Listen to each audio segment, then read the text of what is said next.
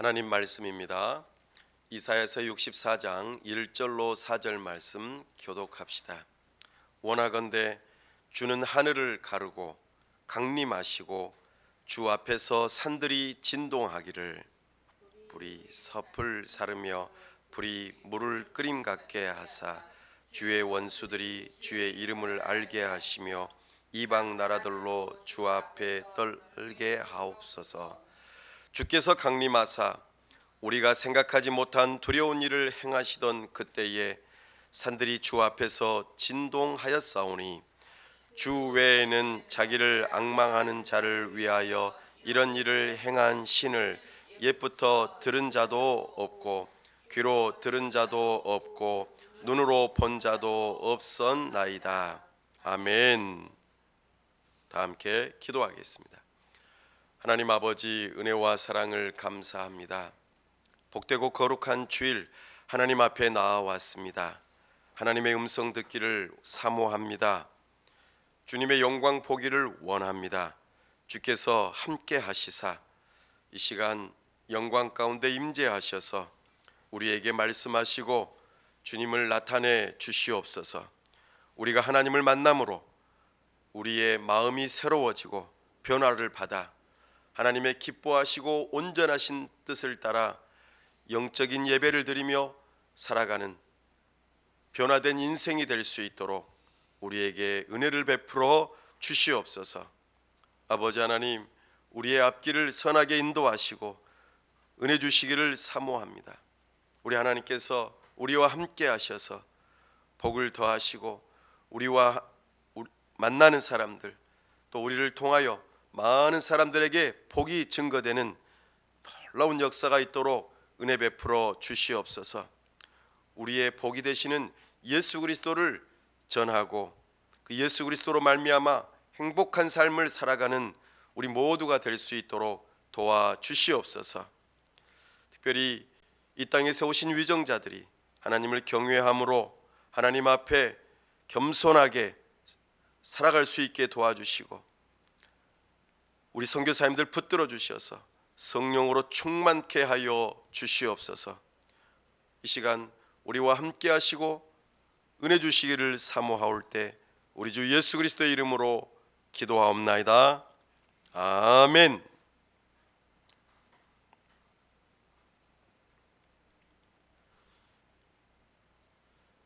오늘은 기도를 주제로 하늘로부터 임하시는 주라는 제목으로 주의 말씀을 선포합니다.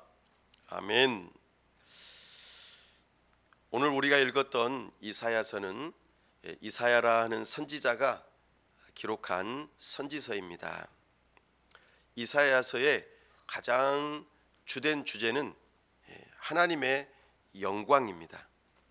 하나님의 영광. 이사야 선지자는 선지자로서 부르심을 받을 때에 아주 특별한 부르심이 있었습니다. 그가 하나님의 영광을 체험하고 자기 자신이 얼마나 추악한 죄인인지를 깨달았습니다.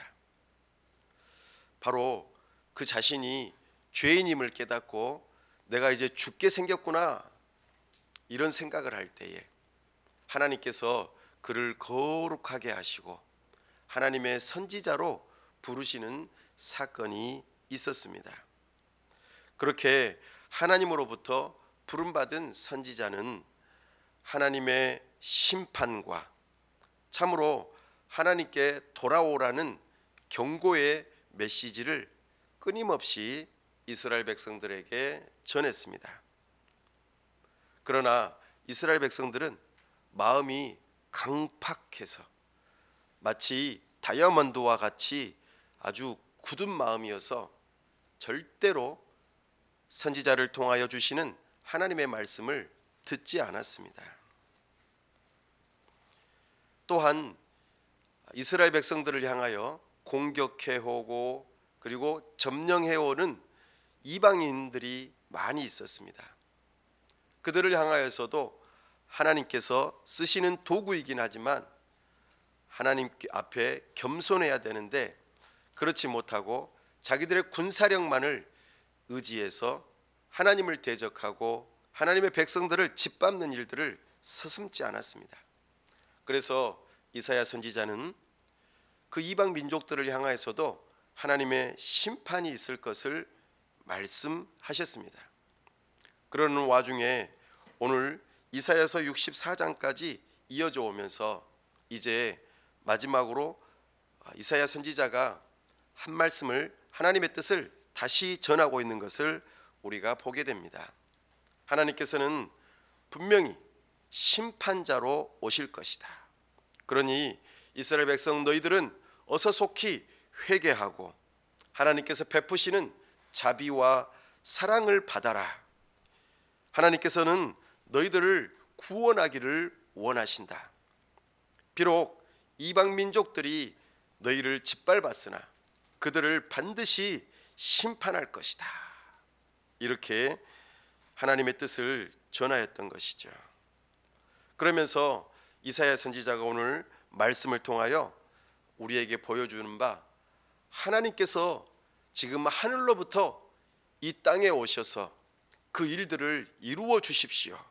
하나님의 약속을 반드시 성취해 주십시오. 그것을 간절히 간구하는 기도를 드리면서 이 땅에 부흥이 오기를 간구하는 기도를 드리고 있습니다. 그것이 오늘 주된 내용입니다. 이사야 선지자는 하나님의 영광, 자기 자신이 처음 선지자로 부름받을 때 보았던 그 하나님의 영광을 지금 이스라엘 백성들에게도 동일하게 다 보여주십시오. 그래서 진짜 하나님이 살아계시고 우리를 다스리시며 진정한 왕이요 하나님이 누구인지를 알 수 있게 해주십시오라고 지금 기도하고 있는 것입니다. 우리 1, 2절 말씀 다시 한번 더 읽어봅시다.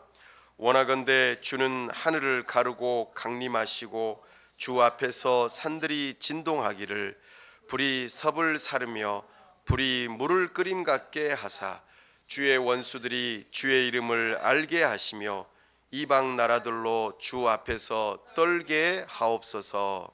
아멘.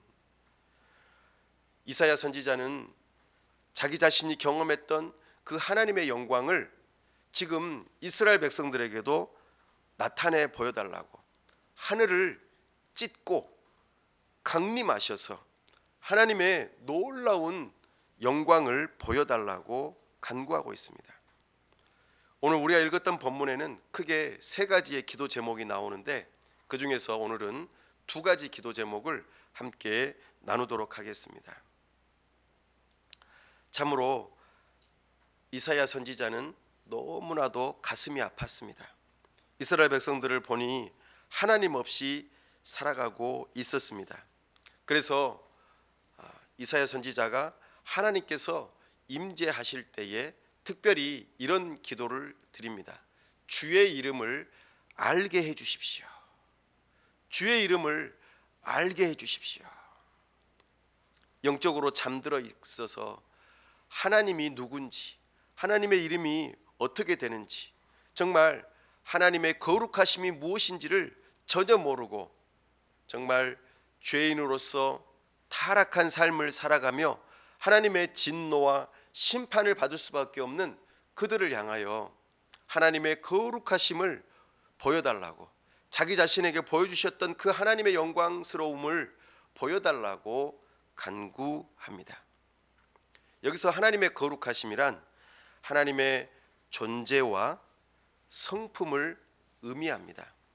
존재로서는 하나님의 초월적인 존재로서 거룩함, 그러니까 창조주 하나님과 우리 피조물 사이에 정말 구별되고 다른 분이라는 것을 보여달라고 하는 내용과 더불어 성품적으로 죄인된 우리와는 다르게 정말 도덕적으로 완전하신 분이심을 나타내 보여달라고 요청하는 기도입니다.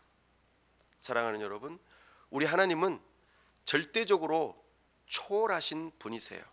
모든 것을 뛰어넘으시고 가장 높으신 하나님이십니다. 그래서 우리 인간하고는 완전히 다른 분이시죠. 그래서 하늘에 계신 하나님이라고 표현하고 있습니다. 성품에 있어서도 마찬가지입니다. 우리 인간의 도덕적인 것과는 완전히 다르게 정말 완전하신 분이시죠. 우리가 이렇게 하나님을 올바르게 알 때에 우리는 우리 자신이 어떤 존재인지를 깨닫기 시작합니다.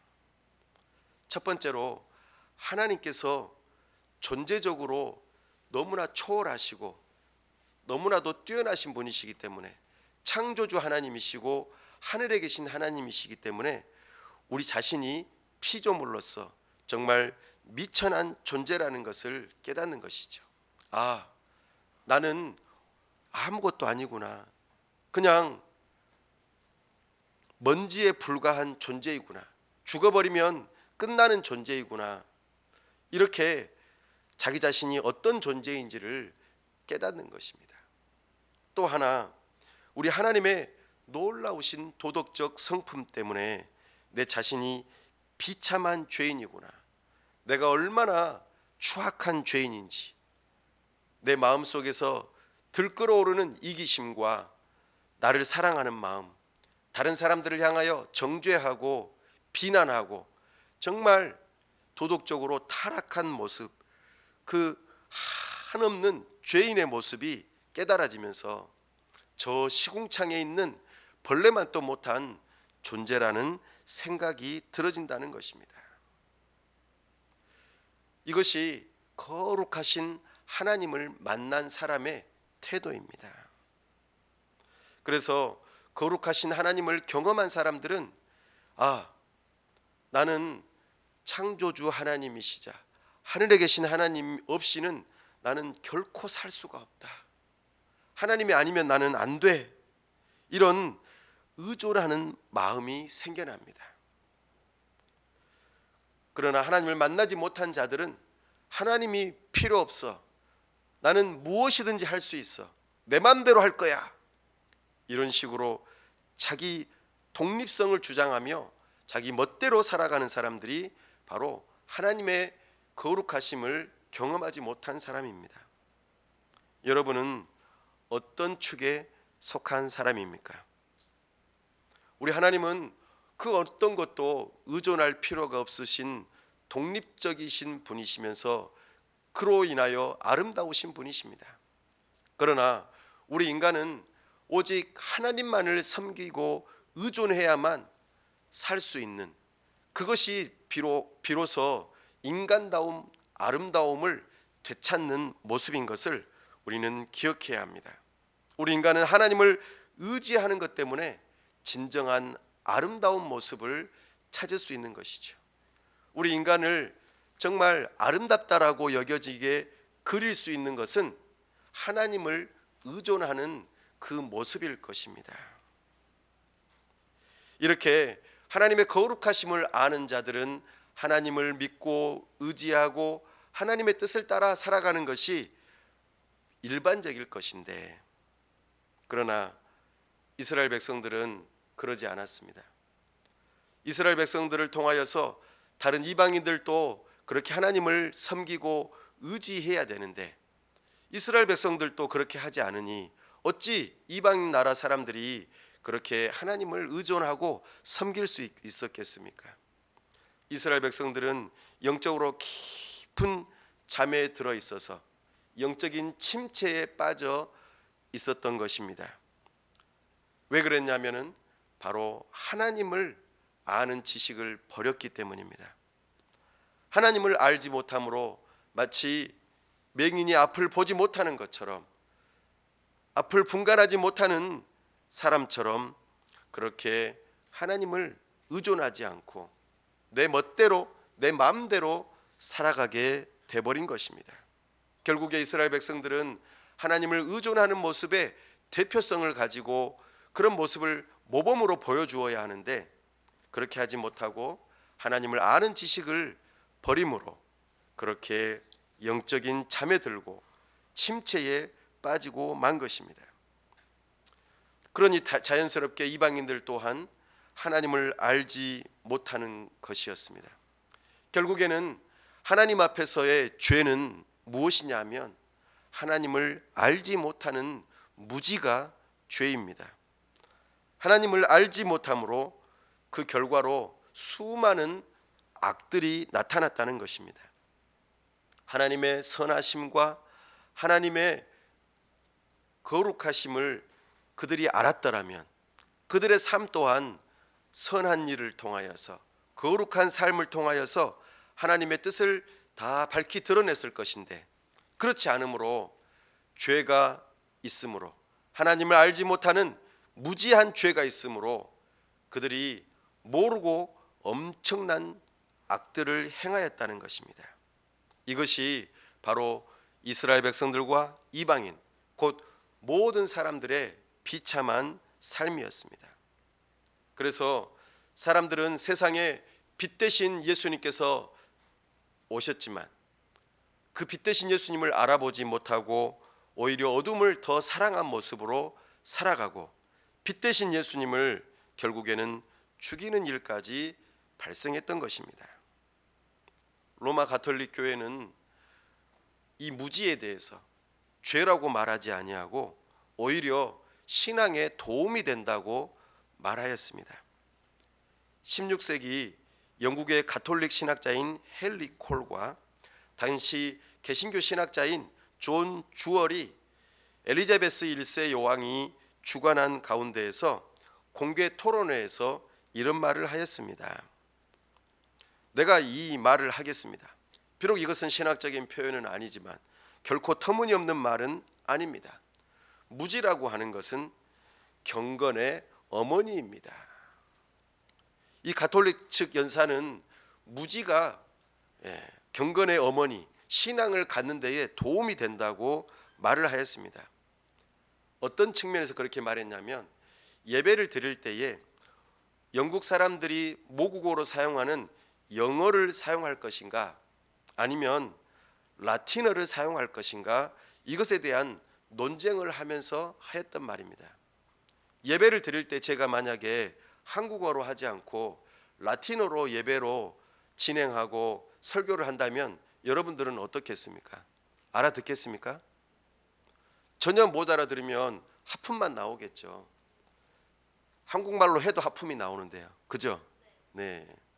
사랑하는 여러분, 이처럼 뭔가 유식해 보이고 정말 멋져 보이고 다른 사람들이 못 알아듣는 말을 열심히 함으로 인해서 야, 뭔가 신비한 것이 있구나 라고 해서 신앙을 가질 수 있다고 생각했던 것이 바로 로마 가톨릭 측의 생각이었습니다. 그러나 리차드 백스터 목사님은 이에 대하여 이렇게 표현했습니다. 무지는 실질적으로 모든 오류입니다. 그리고 세상에 있는 그 어떤 죄도 어느 정도의 무지를 자신의 부모나 유머로 삼지 않는 것이 없습니다.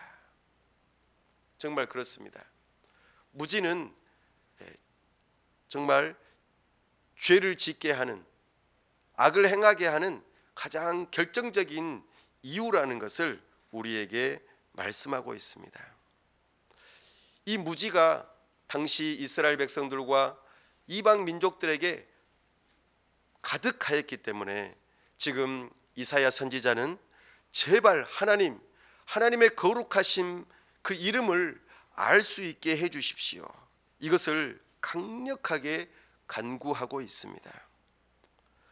우리 모든 인류는 이 하나님을 아는 지식을 버림으로 이 세상에 정말 악한 것이 들어오고 그리고 결국에는 행복을 잃어버리는 삶을 살게 되었습니다.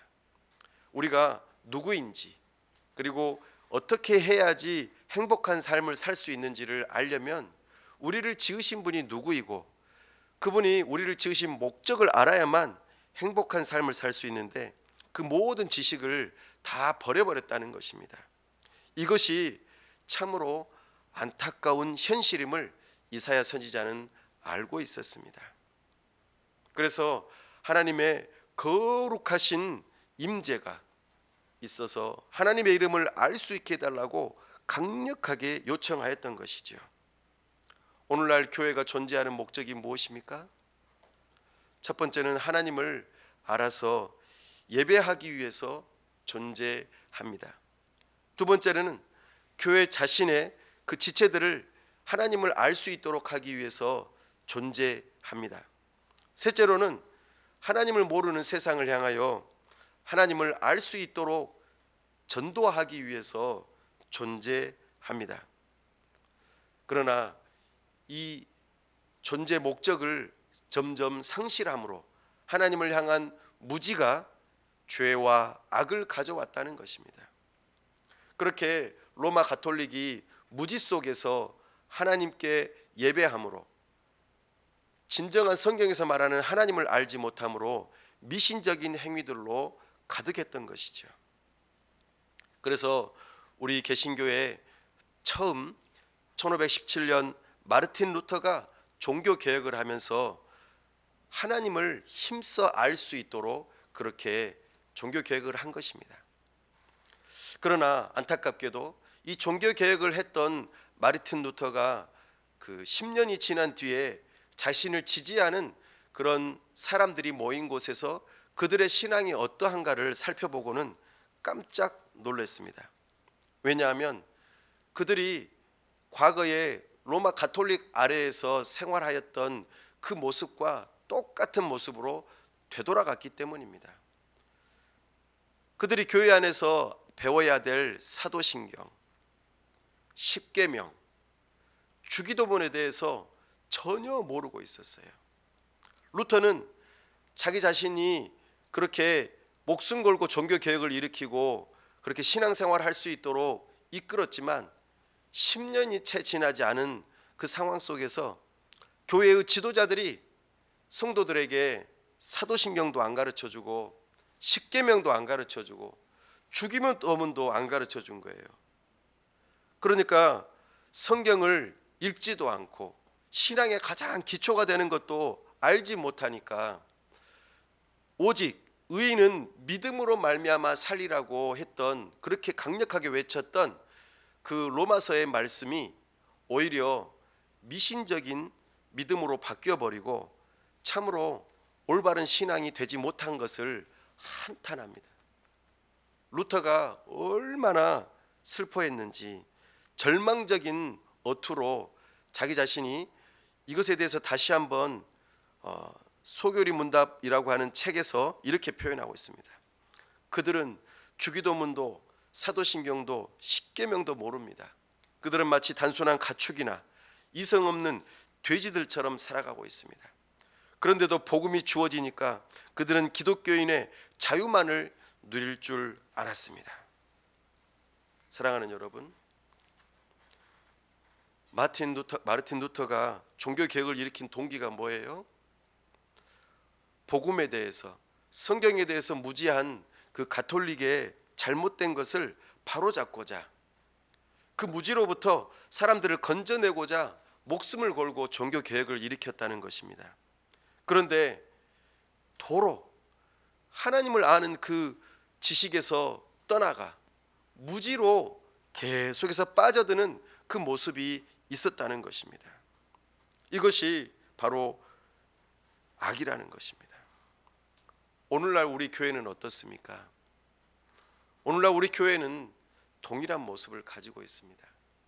진정 거룩하신 하나님의 이름을 알지 못하고 교회 안에서 사도신경을 주문처럼 외우고는 있지만 거기에 나타난 그 우리의 믿음이 무엇인지를 전혀 가르치지 않고 배우지도 않습니다. 십계명에서 말씀하시는 하나님을 사랑하고 이웃을 사랑하는 방법에 대해서 가르치고 배워야 되는데 전혀 모르고 있습니다. 기도할 때도 우리 주님의 모범을 따라 기도해야 하는데 그렇지 못하고 그냥 마음대로 기도하고 아예 기도도 하지 않는 그런 상황 속에 있는 것입니다. 이렇게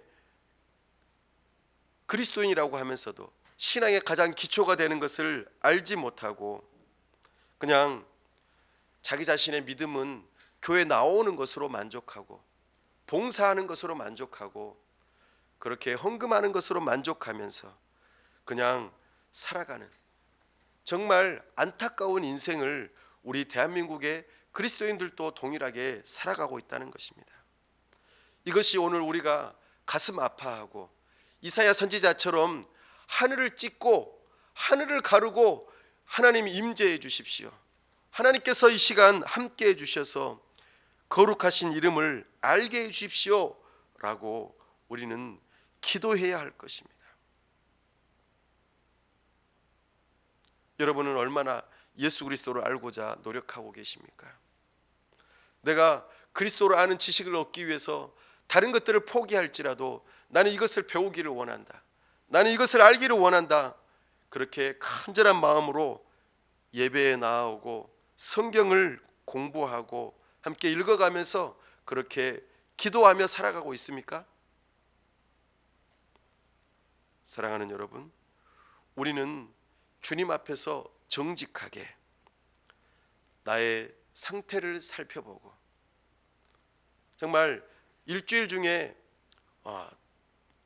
동영상을 보거나 쇼츠를 보거나 여러 가지 그런 시간들은 엄청 많은데 성경을 읽고 묵상하고 기도하는 시간은 별로 없는 것에 대해서 우리는 슬퍼하지 않아요. 하나님을 알고 싶어하는 마음이 전혀 없다는 것을 우리는 하나님 앞에서 두려워해야 하는데 그렇지 않다는 것입니다. 이것이 우리의 현실이라는 것이죠. 과거 2700년 전에 이사야 선지자가 안타까운 마음으로 그렇게 기도하였던 것이 오늘 우리의 기도가 되어야 한다는 것을 우리는 기억해야 합니다. 사랑하는 여러분, 갓난아이가 처음에 태어났을 때는 눈도 제대로 못 뜨고 있지만 엄마의 젖을 찾아서 막 비비면서 엄마의 젖을 빠는 것을 우리는 잘 압니다. 정말 모든 신령한 것에 대해서 사모하는 마음을 가지고 찾아야 되는데 그러지 못하고 무지 가운데 빠져 있는 우리를 향하여 우리 함께 기도할 수 있기를 바랍니다. 마치 엄마의 젖을 먹고 싶어하는 그 마음처럼 오직 우리가 하나님의 말씀, 신령한 젖을 사모하는 마음으로 하나님 앞에 나아갈 수 있도록 기도할 수 있기를 바랍니다. 두 번째로 이사야 선지자는 하늘을 가르고 심판해 달라고 간구합니다. 이사야 선지자는 당시에 얼마나 절망적인 상황이었는지 정말 심장이 터질 것 같이 비통한 마음을 가지고 이 기도를 드리고 있는 것입니다. 그래서 원하건대 주는 하늘을 가르고 강림하시고, 여기서 하늘을 가른다는 표현은 찢어버린다는 것입니다. 하늘을 찢고 하나님께서 이 땅에 내려오셔서 임재해 주시기를 간절히 원한다고 기도하고 있습니다. 특별히 하나님께서 임재하실 때의 그 모습을 성경 가운데서 어디에서 떠올려 볼 수 있겠습니까? 아마도 우리는 모세가 하나님 앞에 시내산에서 나아갈 때에 하나님의 임재 속에서 시내산에 불이 임하는 그 모습을 떠올릴 수 있을 것입니다. 하나님께서 마치 불과 같이 임재하실 때에 여기에서 표현하는 것처럼 불이 섭을 사르며 라고 표현되는 것처럼 그와 같은 일들이 일어나기를 간절히 바라고 있습니다. 여기서 섭이라고 하는 것은 이파리, 나무가지, 또 뗄나무 이런 것들을 의미합니다. 이것은 비유적인 표현입니다. 잘 마른 나무가지나 풀, 섭과 같이 그런 것들이 불길을 태우는데, 불길을 타오르게 하는 데 있어서 중요한 역할을 하는 것처럼 살아계신 하나님의 그 놀라운 임재를 통하여서 정말 이 땅 위에 하나님의 심판이 임하고 그로 말미암아 하나님의 거룩하심을 깨닫게 해달라고 기도하고 있는 것입니다. 그 기도의 대상이 바로 하나님을 떠나버린 거룩한 백성이 되어야 할 이스라엘 백성들과 또 그 이스라엘 백성들을 향하여서 침범하고 하나님의 성전을 완전히 파괴해버린 그 이방 민족들을 향하여서 하나님의 심판이 임하게 해달라고 기도하고 있는 것입니다. 사랑하는 여러분, 하나님을 알지 못하고 영적인 무지 속에 빠져 있는 그들을 향하여 하나님의 심판이 임하여서라도 그들이 좀 깨닫고 정말 하나님께서 얼마나 무서운 분이신지 그것을 깨닫게 해달라고, 하나님의 임재 속에 부흥을 달라고 기도하고 있는 것입니다. 하나님께서는 특별하게 이런 기도를 통하여서 하나님의 부흥을 경험하게 하시고 정말 하나님의 살아계심을 깨닫게 해주십니다. 그 일을 위해서 이사야 선지자는 하늘을 가르고 하늘을 열고 그렇게 임재해달라고 말씀하고 있습니다. 하늘을 여시는 분은 하나님이십니다.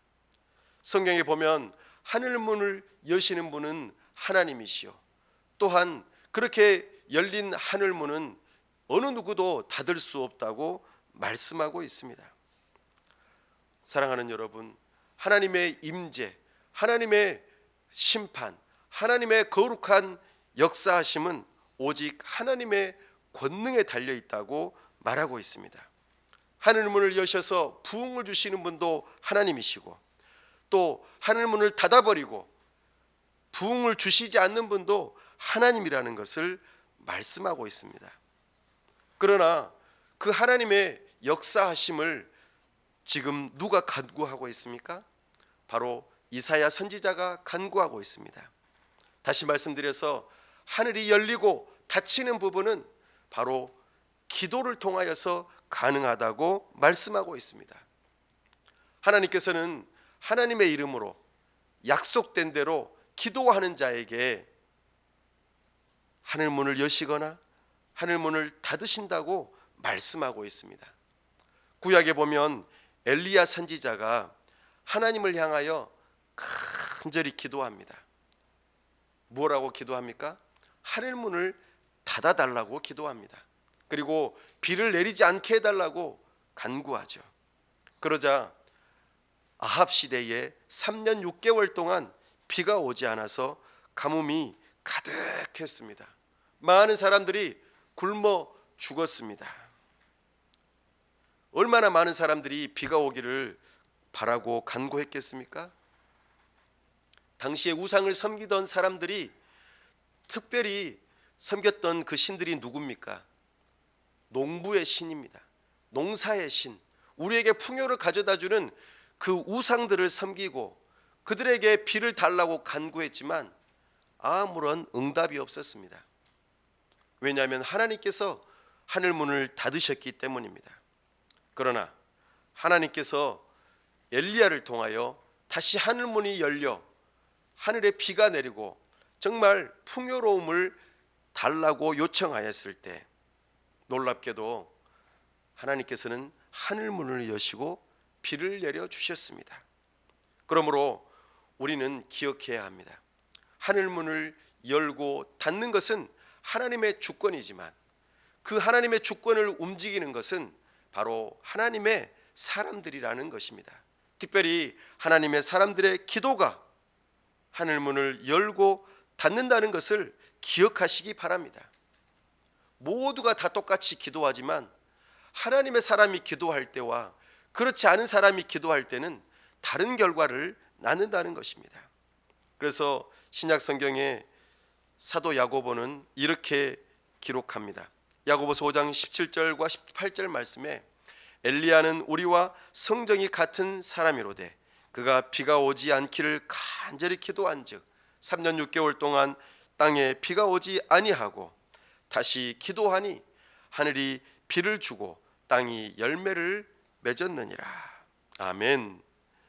사랑하는 여러분, 모두가 다 똑같이 기도하지만 하나님께서 응답하시는 기도의 사람이 있다는 것입니다. 우리는 이것을 기억할 필요가 있겠습니다. 어떤 사람의 기도를 들으실까요? 진정 하나님의 거룩하심을 알고 하나님을 올바로 믿고 따르는 사람의 기도를 하나님께서는 들으십니다. 우리 예수님께서 말씀하셨어요. 내 이름으로 무엇이든지 구하라. 그리하면 이루리라 말씀하셨습니다. 하늘 문을 여시고 하나님께서 임재하셔서 거룩한 그 모습으로 오셔서 심판하시고 정말 이 땅 위에 있는 사람들이 그 무지함을 벗겨주시고 새로운 사람이 되게 해달라고 구원해달라고 간절히 기도할 때 하나님께서 그 기도를 들으시고 이 땅 위에 부흥을 허락하셨던 것을 우리는 기억해야 합니다. 이사야 선지자가 자기 자신이 아주 힘들고 어려운 시기에 하나님 앞에 나아갔을 때 그는 비록 왕족 출신의 고위 관료 또 왕궁 서기관이었을 수 있지만 신앙적으로는 평범한 사람이었습니다. 그러나 우시야 왕이 죽던 해에 하나님의 성전에서 하나님의 임재의 영광을 경험하며 정말 하나님을 놀랍게도 만나는 역사가 있었습니다. 그때 이사야 선지자는 이렇게 고백하였습니다. 그때 내가 말하되 화로다 나여 망하게 되었도다. 나는 입술이 부정한 사람이요 나는 입술이 부정한 백성 중에 거주하면서 만군의 여호와이신 왕을 배웠음이로다. 아멘. 이사야는 자기 자신이 선지자로 부름 받을 것을 기대하지 않았습니다. 그러나 하나님께서는 갑자기 이사야 선지자 앞에 임하셔서 정말 거룩하게 나타나셨습니다. 그는 몸둘 바를 몰라하며 내가 이제 죽게 생겼구나 라고 고백하였습니다. 하나님의 거룩하신 임재를 경험한 사람들은 모두가 다 이런 두려운 마음을 갖습니다. 왜냐하면 그 거룩하신 하나님 앞에 내가 죄인인 것을 깨닫기 때문입니다. 그러면서도 그 안에서 하나님의 이끌리는 사랑을 경험합니다. 하나님의 거룩함을 경험한 사람들은 두려움과 더불어 주님의 사랑을 동시적으로 느낍니다. 왜냐하면 하나님께서 그 거룩하심을 주시기 때문입니다. 그래서 이사야 선지자가 하나님의 거룩한 임재를 경험할 때에 천사 가운데 하나가 부젓가락으로 빨갛게 타오르는 그 핀 숯을 이사야의 입에 대었을 때 그렇게 고백합니다. 그것을 내 입술에 대며 이르되 이것이 내 입에 닿았으니 내 악이 사하여졌고 내 죄가 사하여졌느니라. 아멘. 하나님의 거룩하신 임재 앞에 우리는 두 가지의 감정을 느끼게 됩니다. 하나는 두려움, 하나는 사랑입니다. 하나님께서 나의 죄를 용서하실 때에 우리는 이 이끌리는 사랑을 더욱더 크게 느끼게 되는 것입니다. 사랑하는 여러분, 이렇게 이사야 선지자는 하나님께 부름받아서 이스라엘 백성들을 향하여서 하나님의 뜻을 전하고 무지가 하나님 앞에서 죄인 것을 깨닫게 하며 하나님의 영광을 위하여 제가 쓰임받고 싶습니다. 주여 나를 보내소서라고 고백하였던 것입니다. 사랑하는 여러분, 참으로 하나님의 선지자 이사야는 하나님의 영광을 체험하고 그 영광을 위하여 이스라엘 백성들과 이방 민족들을 향하여서 목숨을 걸고 이렇게 메시지를 전하였던 것이죠. 어떻습니까? 여러분들은 여러분들의 삶 가운데에 이런 하나님의 영광을 경험한 기억이 있으십니까? 하나님의 거룩하심 앞에 자기 자신의 죄인됨을 깨닫고 두려운 마음을 가지고 죽을 정도의 그런 급박한 마음을 가져본 적 있으십니까? 더불어 하나님께서 나의 죄를 용서하신다는 그 사죄의 말씀을 듣고 기뻐하고 즐거워하며 주님을 사랑하는 마음으로 가득하여 눈물로 하나님께 영광을 돌렸던 그런 경험이 있으십니까? 이것이 하나님께서 부르시는 사람의 특징입니다. 그 사람의 기도를 하나님께서는 오늘 들으신다고 말씀하십니다. 하늘 문을 여시고 하나님께서 부흥을 허락하실 때에 바로 이 사람의 기도를 들으신다고 말씀하십니다. 하나님의 부흥이 불과 같이 임할 때 이 한 사람을 불쏘시개로 사용하셔서 그와 같은 일들을 이루신다고 약속하십니다. 이 일이 이사야 선지자뿐만 아니라 교회의 역사 가운데 많이 일어났는데 오늘 특별히 한 예를, 우리 한국의 예를 들어서 말씀을 드리고자 합니다. 우리 한국 교회사에서 아주 이 부흥의 불쏘시개로 쓰임 받았던 한 사건이 있습니다.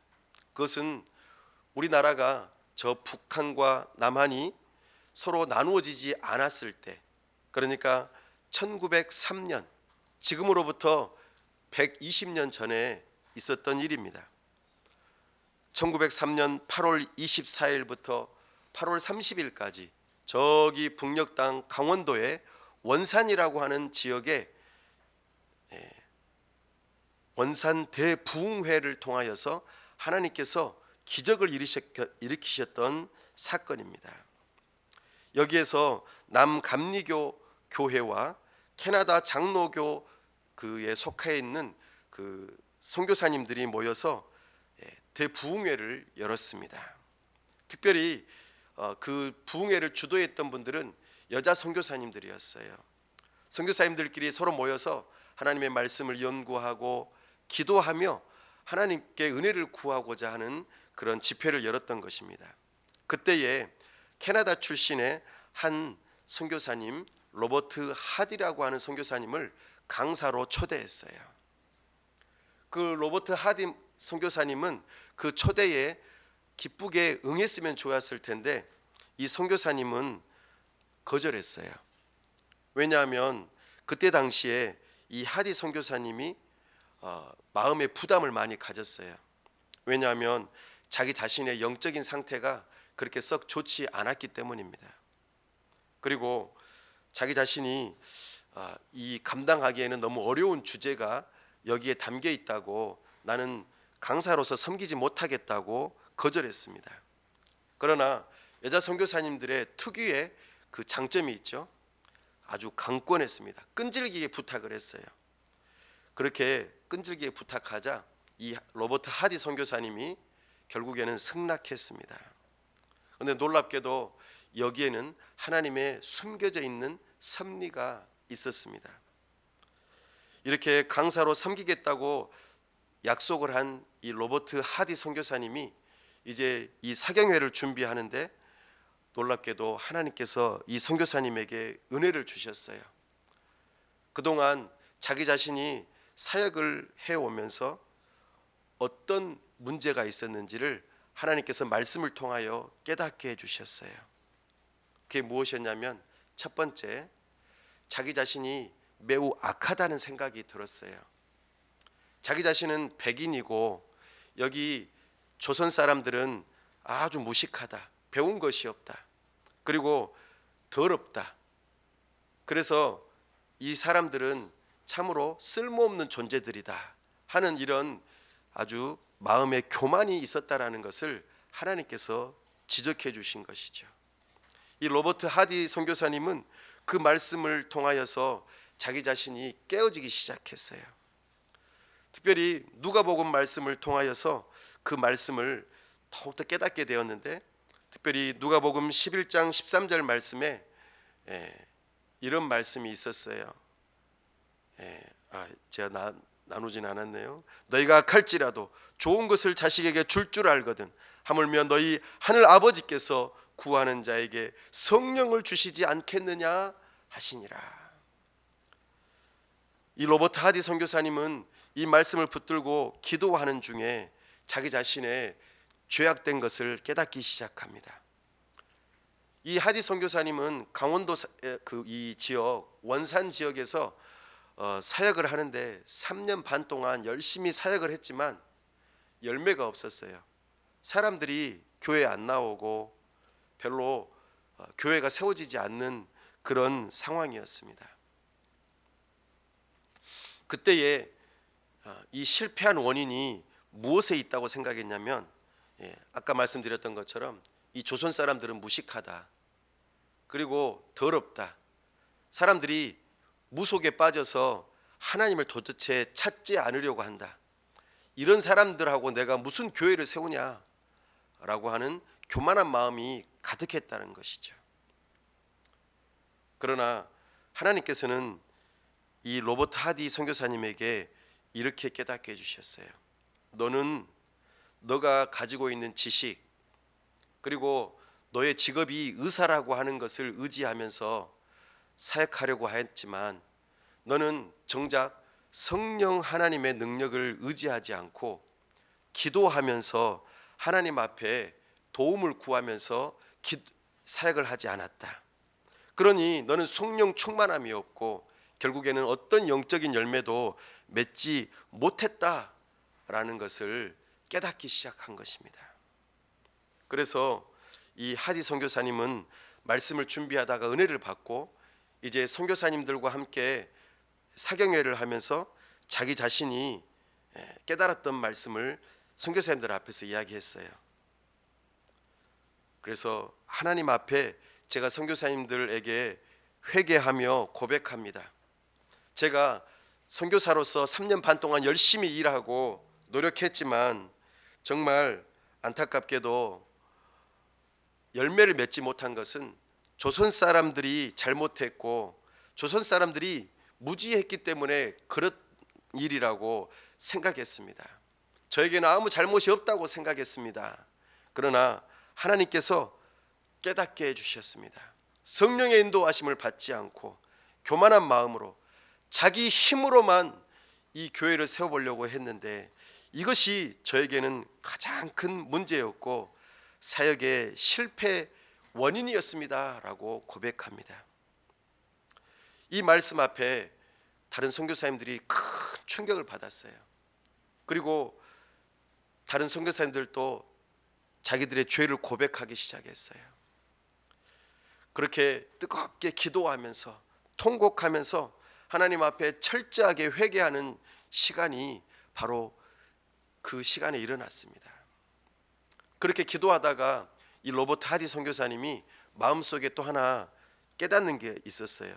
내가 이것을 우리 서양인 선교사님들한테만 이야기할 것이 아니라 내가 비록 작지만 우리 원산에 있는 작은 교회에 가서 내가 이것을 똑같이 동일하게 고백해야겠다.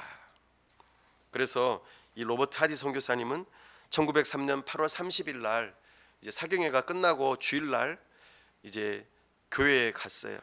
그리고 이렇게 고백합니다. 여러분, 제가 여러분을 사랑하지 않았습니다. 나는 서양인으로서 우월감과 교만심을 가지고 여러분을 무시했습니다. 나의 이 선교가 실패한 원인이 여러분의 무지 때문이라고 생각했는데 사실은 제가 교만했고 성령 충만하지 못했기 때문에 이런 결과를 낳게 되었습니다 라고 솔직하게 고백하면서 사람들 앞에서 설교를 하였어요.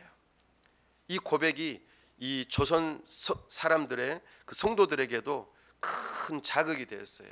그래서 그 원산 교회 안에서 뜨겁게 기도하면서 회개 기도의 역사가 일어나고 교회가 부흥하기 시작했어요. 사람들이 모여들기 시작하고 사람들이 하나님 앞에 많이 모여들면서 엄청난 변화가 일어나기 시작했습니다. 이 역사가 1903년에 일어났는데 이 일로 인하여서 4년 뒤인 1907년에 평양 대부흥의 역사가 일어나는 불쏘시개가 되었다고 말하고 있습니다. 이것이 한국 교회사에서 나오는 하나님의 부흥의 하늘을 가르고 이 땅 위에 하나님의 임재하셨던 그 놀라운 역사의 시작이었다고 기록하고 있습니다. 사랑하는 여러분, 말씀을 맺습니다. 이사야 시대의 비극은 하나님을 모르는 무지에서 왔습니다. 오늘 우리 시대의 비극도 마찬가지입니다. 스마트폰과 영상 매체 속에서 엄청나게 많은 박사학위를 받을 만큼의 엄청난 해박한 지식들을 많이 얻지만 정작 거룩하신 하나님에 대한 지식은 없이 그렇게 살아가고 있는 죄악된 우리의 모습을 우리는 발견해야 합니다. 영혼의 눈이 멀어버린 상태에서 지금 내가 살고 있는 것이 괜찮다고 그렇게 생각하는 것이 오히려 착각이고 이것은 영적인 죽음과 잠에 빠져 있다는 것을 우리는 기억해야 합니다. 그러므로 사랑하는 여러분, 이 무지의 잠에서 깨어나실 수 있기를 바랍니다. 우리의 영혼을 마비시키는 세상의 헛된 즐거움을 끊어내고 다시 하나님을 아는 지식을 갈망하실 수 있기를 바랍니다. 두 번째로 하늘을 가르는 그 기도를 시작하실 수 있기를 바랍니다. 하나님, 하늘 문을 여시고 우리에게 부흥을 허락하여 주십시오. 그러나 이 기도의 문은 저절로 열리지 않습니다. 하디 선교사님이 그러했던 것처럼, 이사야 선지자가 그러했던 것처럼 우리 자신의 죄를 깨닫고 참으로 하나님 앞에 회개할 때 하나님만을 의지하며 하나님이 아니면 안 됩니다라고 부르짖는 사람, 정말 하나님을 진심으로 의지하는 사람의 기도를 우리 하나님께서는 들으시고 하늘 문을 여시고 응답하신다는 것을 기억하셔야 합니다. 엘리야처럼, 이사야처럼, 로버트 하디 선교사님처럼 자기 자신의 그 형식적인 예배, 습관적인 기도의 껍질을 깨뜨리고 주여, 이 메마른 땅에, 우리의 가정에, 우리 교회에 하늘 문을 여시고 우리에게 임하셔서 부흥을 허락해 달라고 우리는 기도해야 할 것입니다. 그렇게 하나님을 만난 사람이 우리 부흥의 불쏘시개가 되게 해달라고 우리는 기도해야 할 것입니다. 하나님의 영광에 사로잡힌 소수의 사람이 이런 기도를 할 수 있습니다. 하나님의 부흥은 결코 많은 사람을 통하여 이루어지지 않습니다.